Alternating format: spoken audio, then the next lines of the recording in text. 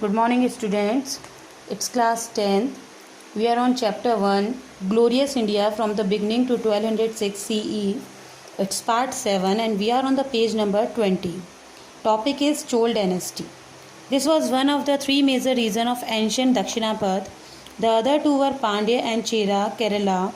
In the inscription of Ashoka, this region has been described as an independent region. The residents of Chol region spoke Tamil. They developed high quality literature in Tamil language. Kural composed by Tiruvalluvar is an excellent example of this. जो Chola dynasty है वो इसके तीन major reason बताए हैं, दक्षिणापद, पांड्य और चेरा. अशोक के inscription से पता चलता है कि एक इंडिपेंडेंट रीजन रहा है.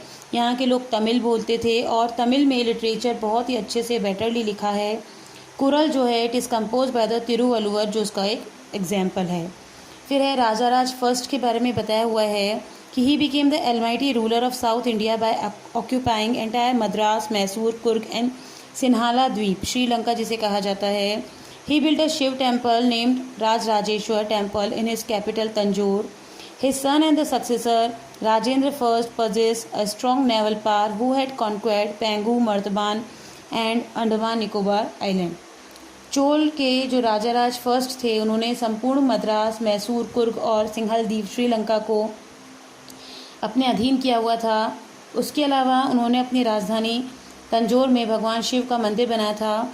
उनके जो उत्तराधिकारी थे राजेंद्र फर्स्ट, उनके पास बहुत ही अच्छी शक्तिशाली जो थी नेवल फोर्स थी, जिन्होंने पेगू, मर्दबान और अंडमान निकोबार द्वीप को जीता था.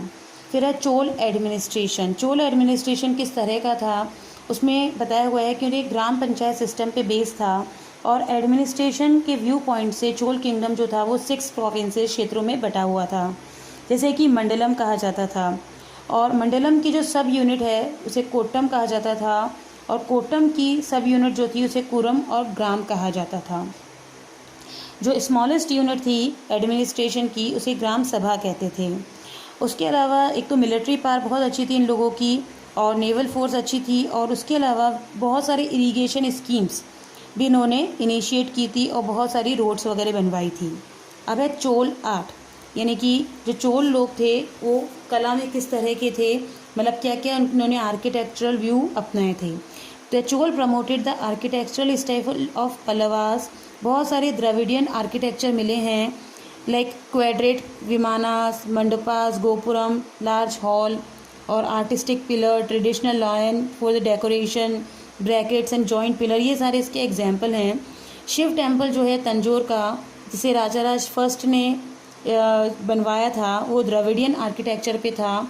और कैनल सिस्टम जो है वो भी ये लोग साउथ में लेके आए थे. अब इनके टाइम की सोसाइटी कैसी थी, तो चोल किंग जो थे वो एक तो शैव सेक्ट के थे और रॉयल किंग्स के रिकॉर्ड से ये पता चलता था कि वो अश्वमेध यज्ञ बहुत ज़्यादा वो उन्होंने किया था, परफॉर्म किया था. और वुमेंस जो थी वो उनके समय में प्रॉपर्टी ओनर थी, यानी कि वो प्रॉपर्टी अपने पास रख सकती थी. फिर है पल्लव. पल्लवास के बारे में बताया हुआ है कि जो इस डायनेस्टी के जो रूलर्स रहे हैं उन्होंने अर्काट, मद्रास, त्रिचनापल्ली और तंजौर के जो मॉडर्न डिस्ट्रिक्ट हैं उन पे इनका रूलिंग था. और फर्स्ट जो पल्लव किंग रहे हैं उनका नाम है विष्णुगुप्त. और पल्लवों में सिंह विष्णु जो है वो माने गए हैं कि वो राजा रहे थे बाद में. फिर है Simha Vishnu ascended the throne in the second half of the 6th century. 6th century के सेकेंड हाफ में सिंहासन पे सिम्हा विष्णु बैठे थे. और उनके अलावा कुछ मेजर पल्लव किंग्स के नेम्स दिए हुए हैं लाइक महेंद्र वर्मन फर्स्ट, नरसिम्हा वर्मन, महेंद्र वर्मन, परमेश्वर वर्मन, नरसिम्हा वर्मन सेकंड, परमेश्वर वर्मन सेकंड, फिर नंदी वर्मन सेकंड और अपराजित, ये नेमिंग दिए हुए हैं. और उसके अलावा जो पल्लव किंग्स थे वो विष्णु और शिव के वर्शिपर माने गए हैं. फिर है चालुक्य डायनेस्टी. चालुक्य किंग थे पुलकेशिन फर्स्ट, उन्होंने अश्वमेध यज्ञ किया था. चालुक्य जो थे वातापी के, उन्होंने रूलिंग किया था 550 CE से 757 CE तक. और कुछ प्रॉब्लम्स को छोड़ के उन्होंने ऑलमोस्ट 642 से 655 के बीच में दे गॉट सम प्रॉब्लम, उसके अलावा उन्होंने अच्छे से रूल किया. और चालुक्य रूलर में जो 4th राजा थे पुलकेशिन सेकंड, वो सबसे ज़्यादा फेमस रहे और उनका जो एम्पायर था वो रिवर नर्मदा से नॉर्थ में, वहाँ से चालू होके साउथ में कावेरी नदी तक फैला हुआ था। तो ये इनके चालुक्यास के बारे में बताया हुआ है। उसके बाद जो नेक्स्ट टॉपिक आएगा वो है एक्सटर्नल इन्वेजन एंड एसिमिलेशन, कि बाहरी जो आक्रमण किया गया वो किस तरह से उनको मिलाया गया। एसिमिलेशन होता है आत्मसातीकरण, की वो किस तरह से मिले। Sakas was a warrior tribe of Central Asia which had occupied the entire region of western Afghanistan and Baluchistan. अब ये जो है शक जो हैं वो सबसे पहले लिए हैं शक। ये मिडिल एशिया की एक लड़ाकू जाति कह सकते हैं, वेरियर ट्राइब, यानी कि जो लड़ाई झगड़ा करके आगे बढ़ते हैं वो। उन्होंने जो एंटायर जो वेस्टर्न अफगानिस्तान और बलूचिस्तान था उस पर अपने अधिकार कर लिया था। From here the Sakas came into India through the Bolan pass in around 71 BCE, and in the Ramayana and the Mahabharata, Saka colonies have been mentioned along with the Kambojas and Yavanas. Ramayana and Mahabharata में भी इनके बारे में उल्लेख मिलता है। उसके अलावा Kalakacharya invasion of Saka upon India has been described in which they have been addressed as Saga Kul. Saka clan कहा गया है उन्हें। शक है वैसे तो कालकाचार्य जो हैं उनके अकॉर्डिंग भी बताया हुआ है कि शकों के आक्रमण का पता चलता है, जिनमें उन्हें सककुल कहा गया है। तो ये इनके बारे में बताया हुआ है। उन्होंने सौराष्ट्र में भी अपना जो है साम्राज्य फैलाया था। और एक्सकेवेटेड जो कॉइन्स और एडिक्ट्स मिले हैं उनके द्वारा ये पता चलता है कि उनका जो एक तरह एक उत्तरापथ पे थे, एक तो मथुरा में थे और धीरे धीरे उन्होंने अवंती सौराष्ट्र और महाराष्ट्र में अपना साम्राज्य स्थापित किया था। फिर है Hunas. Hunas was a barbaric tribe of Central Asia which just like of the Sakas entered into India from its north western frontier and these were also called as दैत्यास।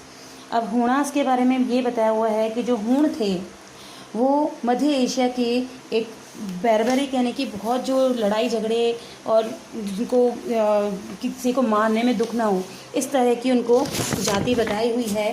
तो वो भी जैसे शकों के जैसे ही थे। उन्होंने भी जो इंडिया का नॉर्थ और वेस्ट जो बॉर्डर रही है वहाँ से इंडिया में प्रवेश किया था।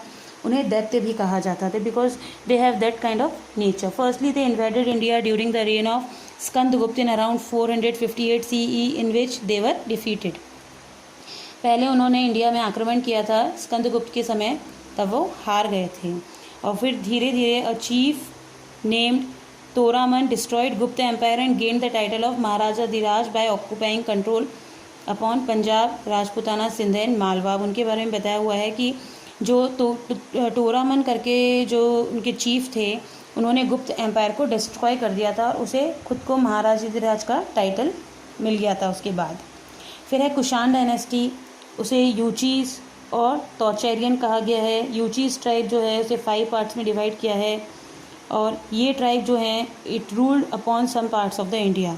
फिर है कुजुला कटफिसिस। कुजुला कटफिसिस जो हैं ये अपनी जाति के गौरव का संस्थापक थे।